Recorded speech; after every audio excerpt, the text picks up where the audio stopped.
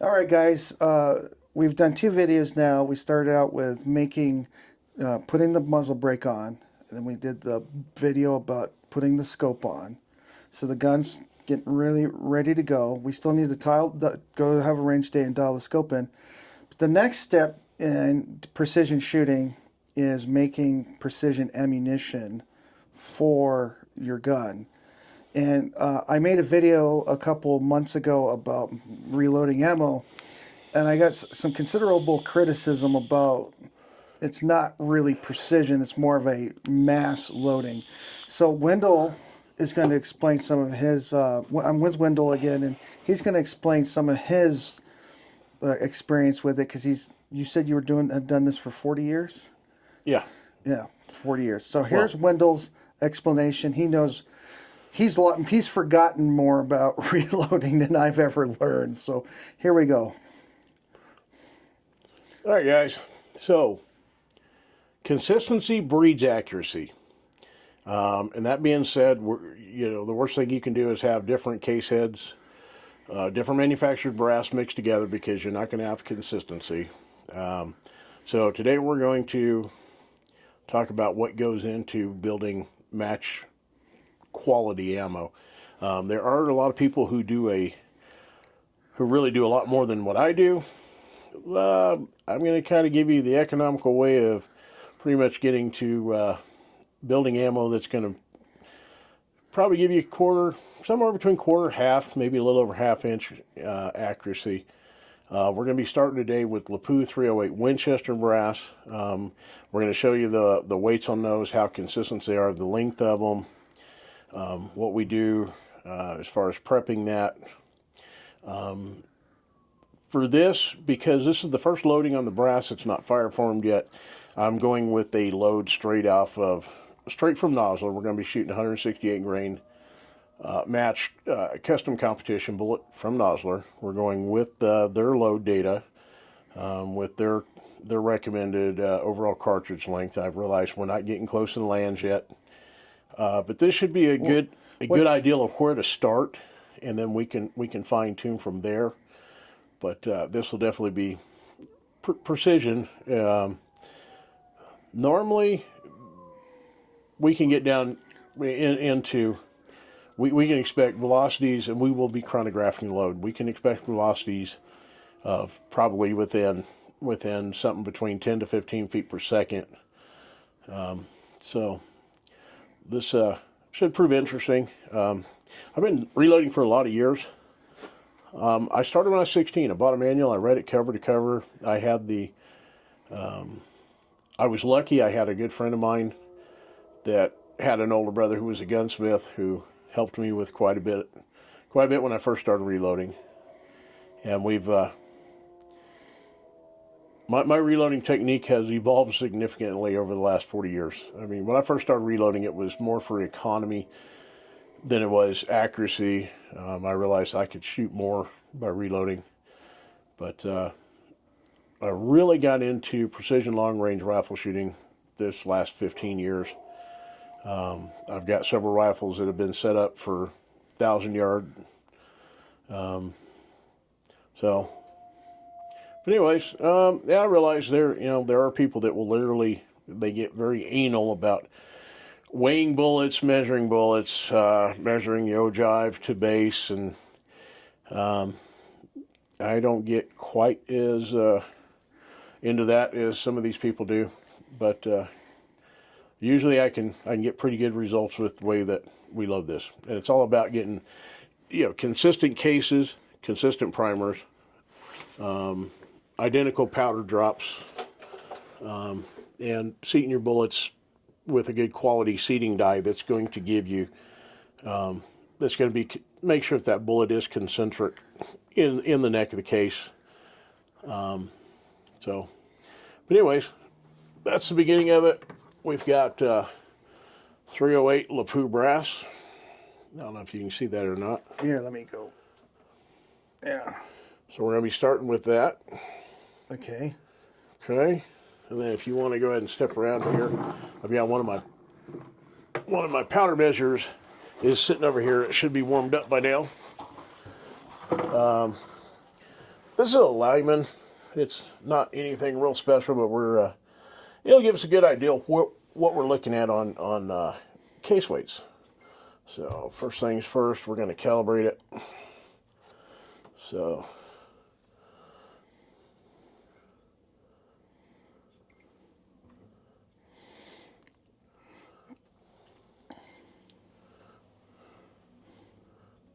we'll try this again.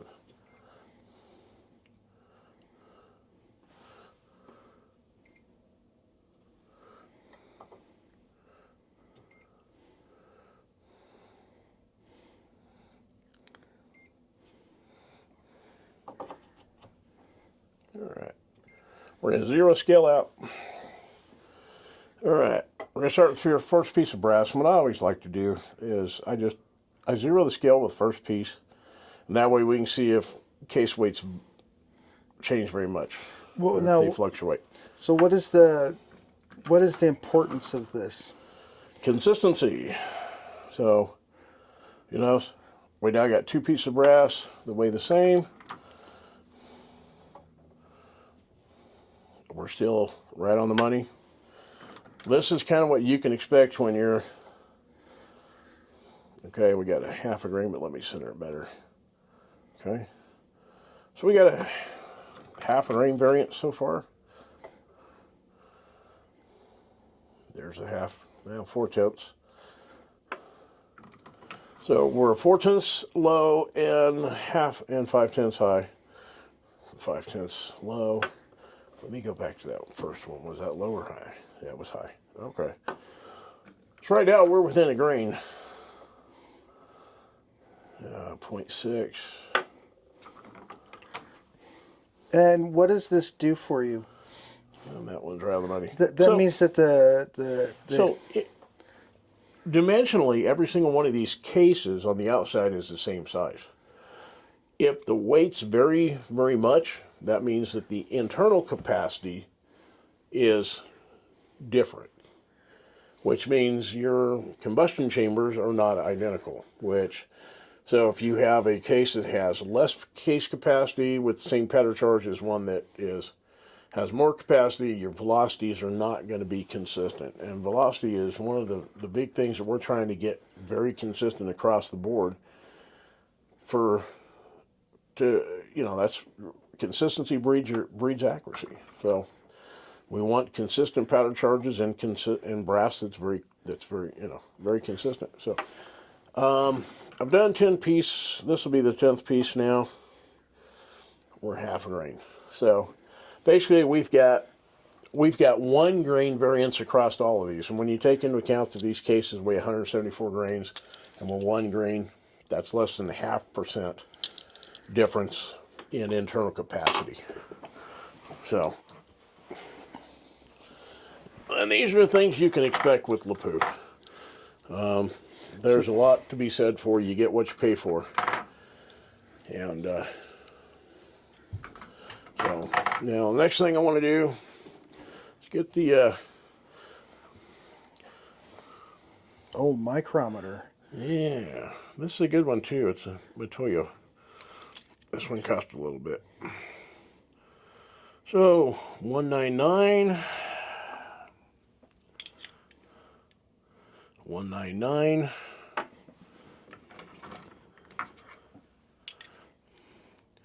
199. Wow, that's pretty consistent. Yeah. 199.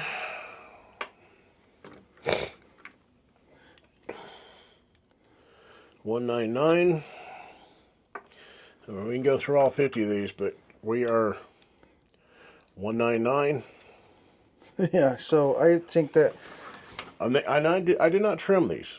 These have been full length sized, and that is it, 1998. I mean, we're within 30 thousandths of an inch, being exactly the same across the board on case length. So that's like what the dimension of a slice of paper? Mm-hmm. Yeah. Oh, even less than that, we're talking. Yeah. Yeah, 199, or 1.99 rather. So 1.99. I mean, we are good. So I'm pretty satisfied that as far as overall case length goes, we're good. Trim length on 308 is, I do believe, 2 inches. And we're at 1.99. So we're just a hair under the recommended trim length. So, all right. Now, next thing we're going to do is, let me grab a hold of these guys. All right, guys. We're going to chamfer the inside of the mouths of these just a little bit so that the bullet easily starts down into the neck. What did each one of these do while we're here? Well, if I had trimmed these, you would feel a burr on the outside edge of this neck. And to remove that, you would use this tool, which chamfers the outside. This one chamfers the inside. I've got a brush set up here. A lot of times I'll use this just to clean the inside of the neck. If it's dirty, yeah. If it's dirty. This guy in the back is set up to remove in your cheaper brass, Winchester, Federal. They punch the holes for the primer with a tool, and that leaves little fragments of brass inside the case, and that's what this is set up to do, is to remove that. So this would deburr the inside of the flash hole of your primer. But for this, we're good. We're just going to just touch it on there a little bit, and I don't know if you can see it on there. I can see that, yeah. Yeah, it just put a little bit of chamfer on that. Just take that 90-degree edge off. Okay. So, and then we'll drop it in the block. Hit the next one. If you don't chamfer the inside of that neck just a little bit, you run the risk of shaving some of the copper jacket off when you seat the bullet. And that would not be a good thing. This throws the balance of the bullet off? It can. And not only that, but now you've changed the way of the projectile by shaving some of the copper jacket off. Yeah. Everything in precision reloading is about consistency. Oh, and I did check. Nozzler trim length is 2.015, and all of these were measuring up at 1.995, 1.998. I mean, literally within about, I don't know, 40 or 50 thousandths of what the recommended trim length is. So,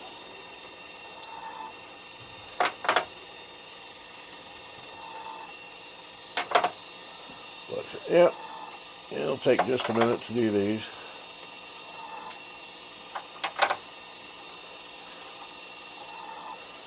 And I've seen people that will over chamfer the mouths of their cases. I mean, they'll trim them down to, yeah, the sharp edge there.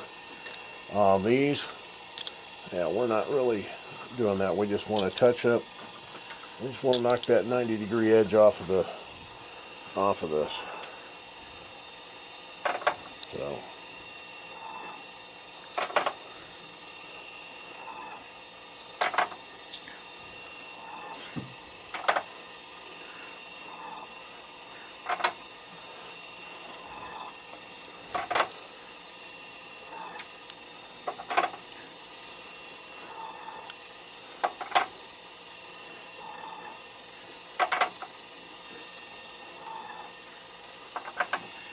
How many are you going to do there? We're doing a 50-round box to start. So, we're not real, this being the first load on the brass, we're going to fire form it. Next loading we will be neck sizing, and then when we go load it next time, we're also going to be measuring the jump to the rifling, and we'll be really trying to dial this load in. We'll see how this shoots. I've shot this load through several 308s with great success, or good success. So this will be a good place to start. At least have some fun at the range. Kind of get an idea of whether it likes the bullet, weight likes the bullet, likes the brass. Pretty sure it'll do all right. So Well, I'm going to pause it here. Guys, we've got the mounts of our brass chamfered. It's in the loading block. For this, we are going with the Federal Gold Medal Match. It's one of the most consistent, best primers out there when you're looking for accuracy. These are held to a higher tolerance than regular large rifle primers are. So, I'm kind of simple about this. I dump them out here. Here's our shell holder. Of course, round goes in the shell. The shell goes in the holder. I'm simple. I've got hand loading tools for this, hand seating tools. I just prefer to do it right off the press because I get a better feel for how that primer is seating by doing it off of the press. So, of course, and then I'm also using, this is the Lee Classic Cast pressed. I don't know if these are available anymore, but when Lee came out with these were, they had bought up a bunch of railroad rails. They had a big pile of them. They were melting them down and making presses out of them. This has been several years ago. I don't know if the Classic Cast is still available or not. The reason I'm using this, we have an insert up here that we can screw out. The top of the ram is threaded. We unscrew the top of this ram, and then we can convert over 2 1/4 dies for loading 50 BMG. So that is, and I've had good results with this. And feels pretty good. So, yep. What you're looking for is just make sure that primer's down flush with the case head. So, and that felt pretty good. Good resistance there. Oh,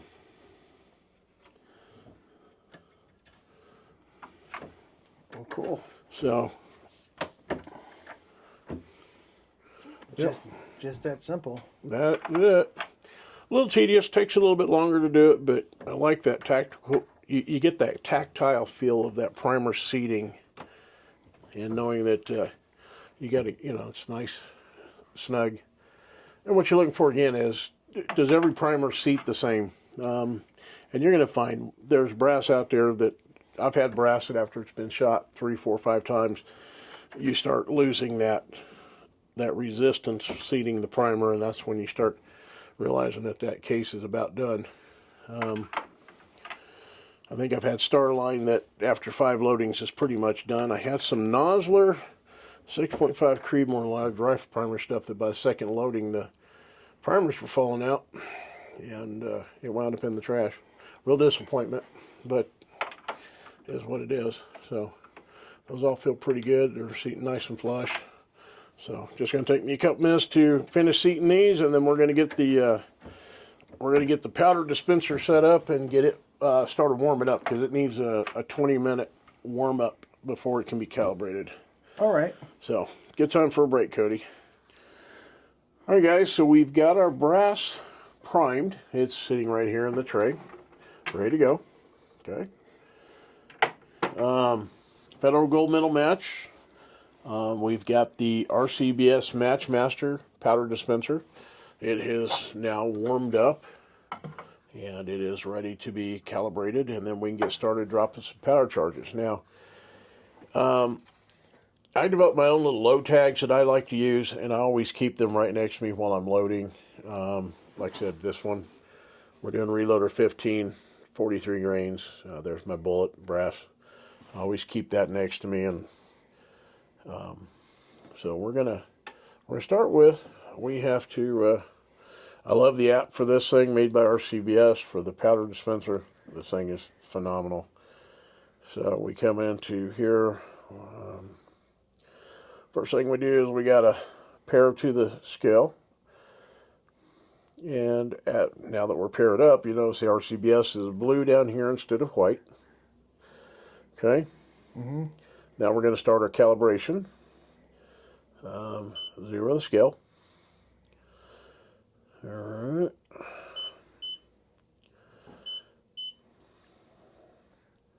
We're going to calibrate. First thing it's going to ask for is the 20 gram. We place the 20 gram on. We wait for it to become stable, and you'll notice on the screen there's a little, it says stable right above the 1.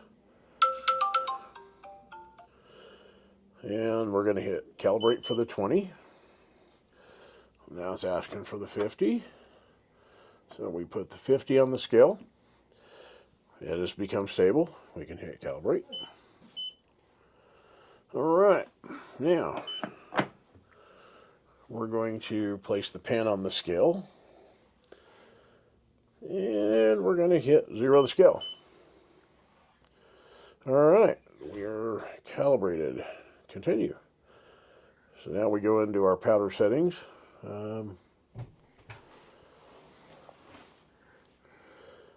Any stick powder, I always use the Hodgkin 4350 setting. So actually, I'm not going to go with that one. Let's just do this. So let's go to dispense. Start dispense. We'll go to the second fastest setting. We want match. We want it to auto dispense. And now we're going to put in our charge weight, which we've already got it written down on our tag. So, all right, continue. Powder charge is in. Now you'll notice I'm doing 43. I put in 42.97. So I'm telling it to stop 3/100ths of a grain short of 43. 3/100ths of a grain. Yeah, because we don't want it. We don't want it to overshoot 43. So, okay. Hang on just a sec. Let me set that down. Trying to put some powder in the dispenser, in the hopper. Nice thing, what I really like about the Matchmaster is, 1, it's fast, but 2, we're going to be dropping these charges down to 2/100ths of a grain. Not tenths, hundredths. All right. Take the covers off the dispensing tubes. It already has powder coming out of it. Yep. We're going to hit 0 again. Make sure we're zeroed. All right, we're going to start the dispense.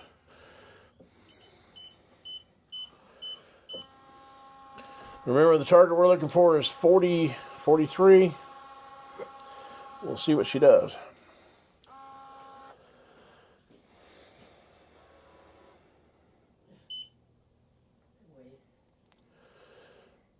All right. Right on the money. Gotta like that. I like money. You notice that it went to 43.02 after I moved past it because the wind, the air movement of my hand reaching past it actually made it change some. But all right, we're good. 43.02, we'll take that.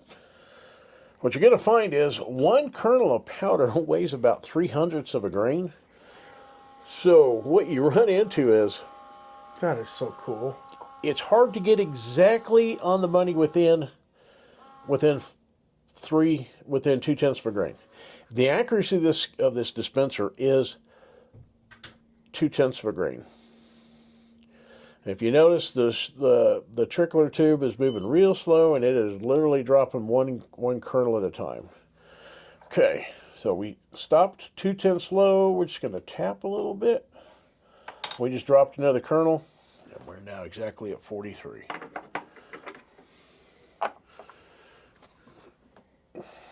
That is so cool.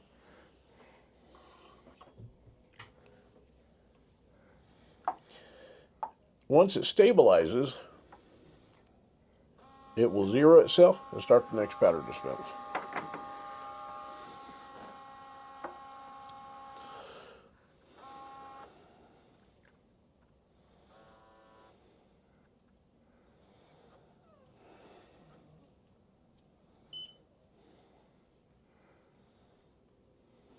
Perfect. On the money. I have figured out, I've loaded a lot off this powder scale, but I have figured out how, when you want 43 grains, or one of my favorite loads is 44 grains of Stay Ball 6.5 and the 6.5 Creedmoor. And for that one, I do 43.97. And it usually will stop right on 44. And what's cool about this is we're literally going down to 2/100ths of a grain. We're getting down to a kernel. Not only getting down to a kernel, but we're also, it does it pretty quick. It literally dropped a little tiny piece in that. How long would this take you on a balance beam, or it should be a scale, 505 or the 1010, or Oh, like you would 5 minutes, 4 or 5 minutes, per charge? and then all of a sudden you drop like one too much, and then it has to start over. Yep. This guy, You've already is pretty done. cool. We're 5 minutes into this, and we've already done 5 rounds. well, I don't even know if we've actually only been dispensing for a couple minutes. The power chargers are running about, so, okay, 43. When you say when we've been at the range and you're saying it's exactly, I'm like, yeah, bullshit. But No, it's it's exactly right there. Hang on, we're going to tap that back. I didn't get it quite centered. There we go. All right, we've already got 5 rounds. Well, it's pretty much the same for the next, right? Oh yeah, yeah. The nice thing here is we're getting precise powder charges at about 25 seconds a piece. 30 minutes, we've got 50 rounds. I mean, it is cool. Yeah, this is, like I said, I mean, when I've chronographed ammo that after I've loaded it like this, we're down within 10, 15 feet per second spread between high and low. So, Alrighty.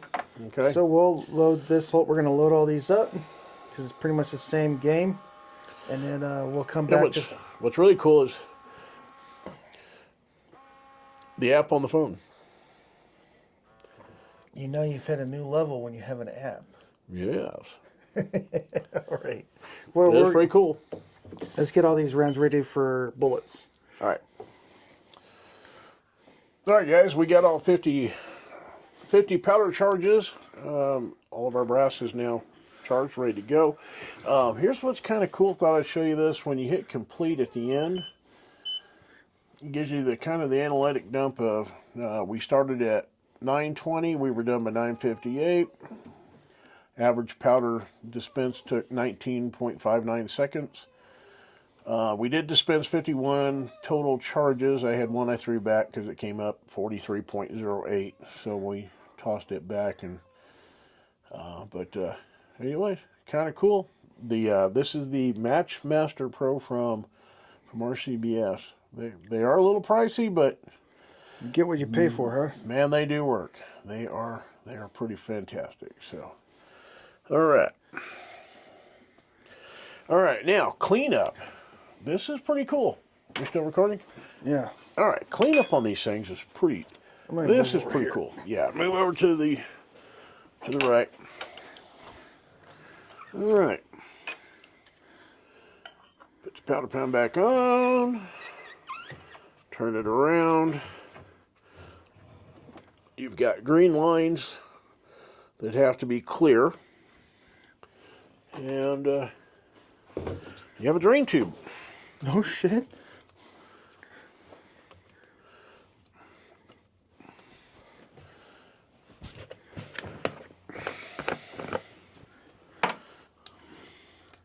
And there's an alarm that will go off telling you the powder's draining.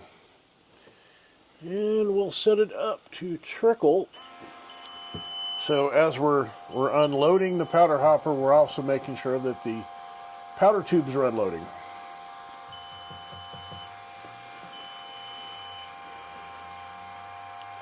All right.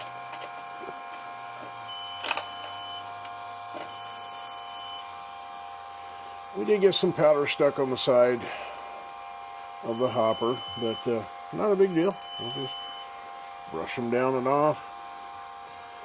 Go ahead and take that off. I'll worry about that in a minute. I got a little bit still stuck on there, but it's all right. And we're just going to brush all the little kernels down. That is too cool, man. Does that look pretty clean in there? Looks pretty clean to me. I always like to lift it up just to here to make sure that the charge tubes are empty. Yeah, I did empty the charge tubes a little bit too. Yep. And then when you close it back up, it quits trickling or quits unloading. And so there's our powder. And we should have some powder in the pan. I love the smell of that. Does smell good. Yeah. Smell victory. Victory. So, and a few grains stuck on the inside of that, but that's all right. We just went ahead and knocked them off. So, now we're pretty much done. We're going to turn it off. Unplug.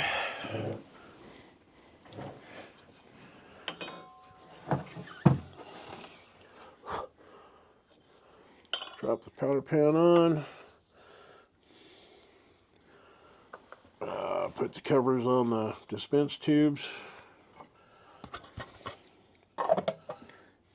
And one thing I like to do is I keep the powder charger in the powder hopper. Kind of keeps it all Keeps together. you from losing it. Nothing sucks more than you're ready to reload and you're going, where did I put the powder charger? Where did it go? Man, it's getting late. So, drop that in. Put the cover on.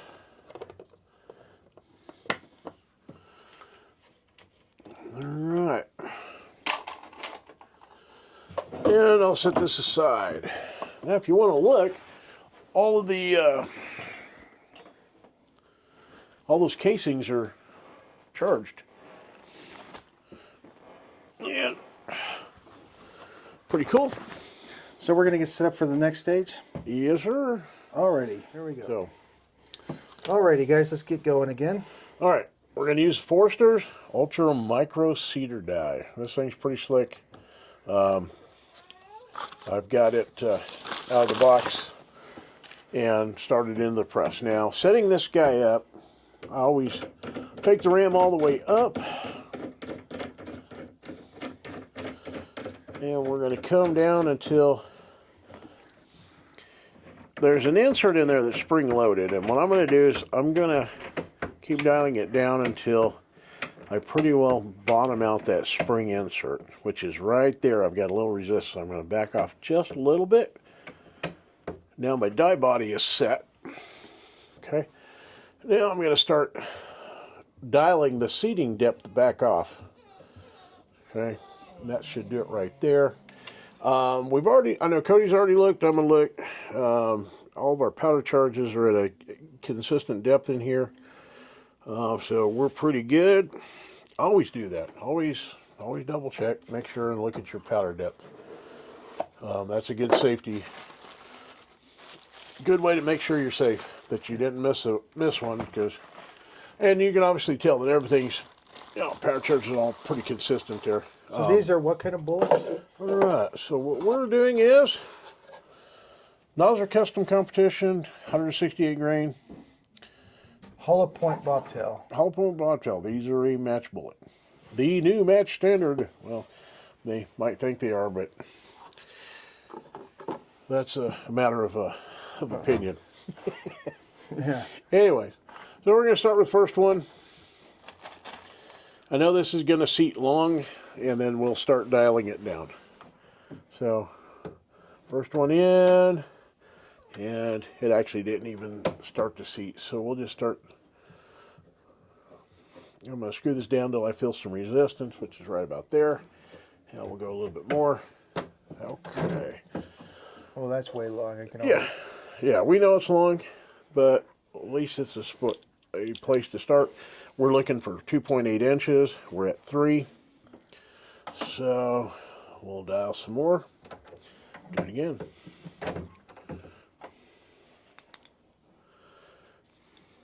Yep, we're at 3. I'm going to dial till I see that 5 again. There we go. And 2.99. We're getting there.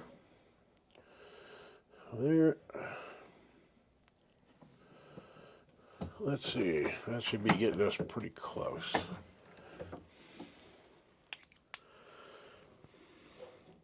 Well, 2.95.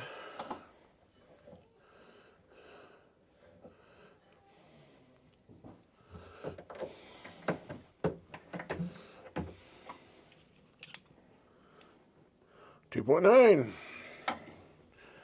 So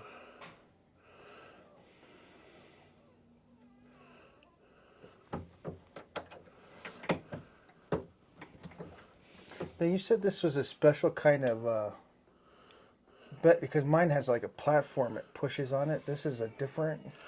this one has an insert here on the bottom that's spring-loaded that fully supports your neck and shoulder of the case as you're going up to seat the bullet. So that's to make sure that you're getting that bullet seated straight into the neck of the case.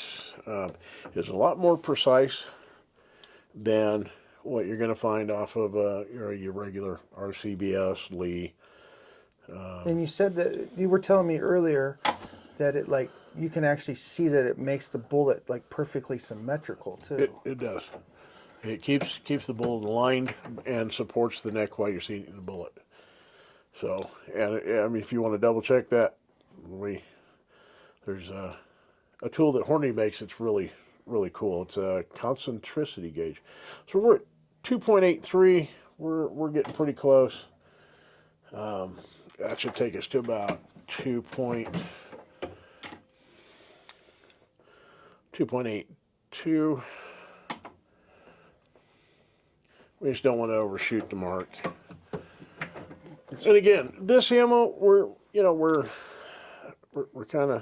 fire forming the brass. We're going to get a little more excited about powder charges and seating depths after we get it fire formed. But this ought to be at least a good spot to start. 2.81.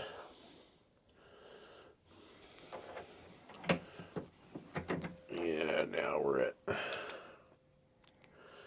2.8035. I'm going to call that good.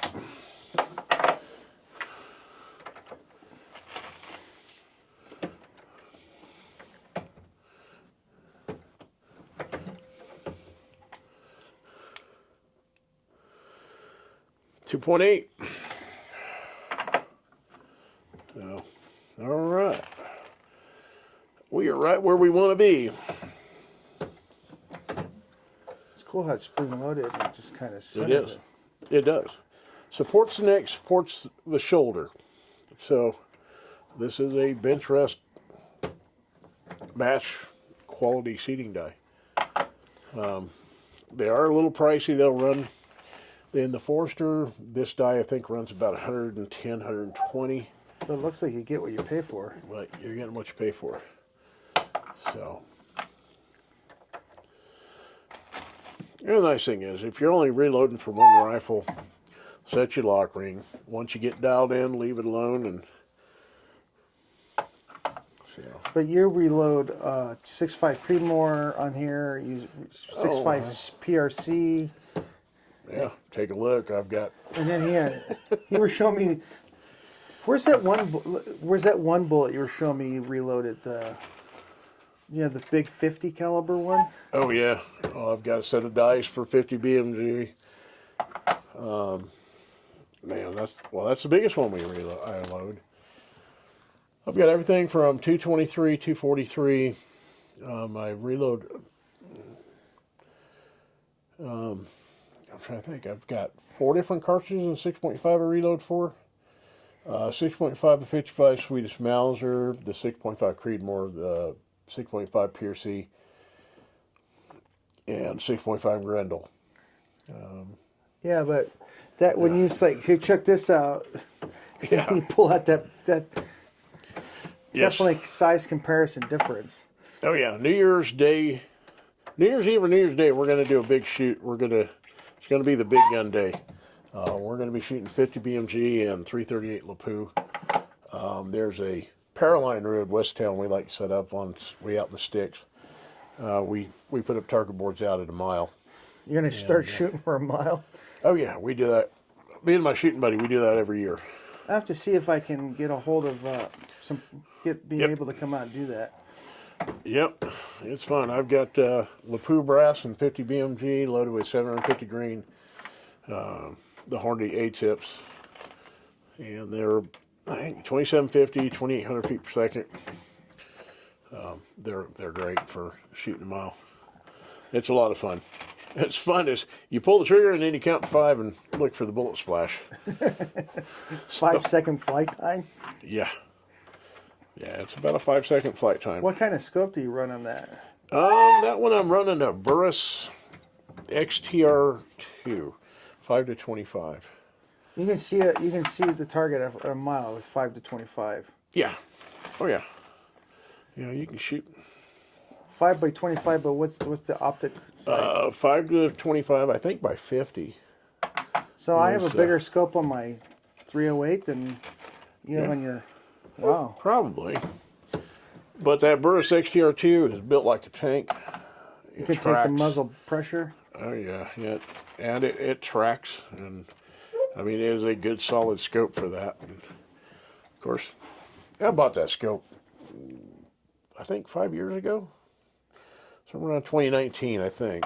I just when I bought the Barrett. So. Well, we might have to get together and make it to where I'm available for that day. Yes. That would be fun. It is a lot of fun. Well, we're running a little long on the video, so. All right. Is there anything else you want to show? No. We have a loaded round, 168 grain, hollow point bone tail, LePou brass, gold medal match primers. It's all done. Are you not going to do a factory crimp die or? Nope, that's it. There she goes. Ready to rock and roll. Ready to go. Maybe we'll take out another pumpkin. Yes. We'll find something fun. Or either we'll have to find some tannerite or something to shoot. Okay. So, that's it, guys. Well, the next video should be us sighting in the optic. Yep. And then next video will be range day. We're going to shoot it. Range day is the next video. All right. Yep. So, let us know what you think in the comments, guys. Yeah, thanks for, if you got this far in the video, this is probably one of the longer videos I've done, but it's very complicated, and I appreciate you guys hanging in there, and thanks for all the support on all the other videos. All right, wait for the next video where we do the range day. Talk to you later.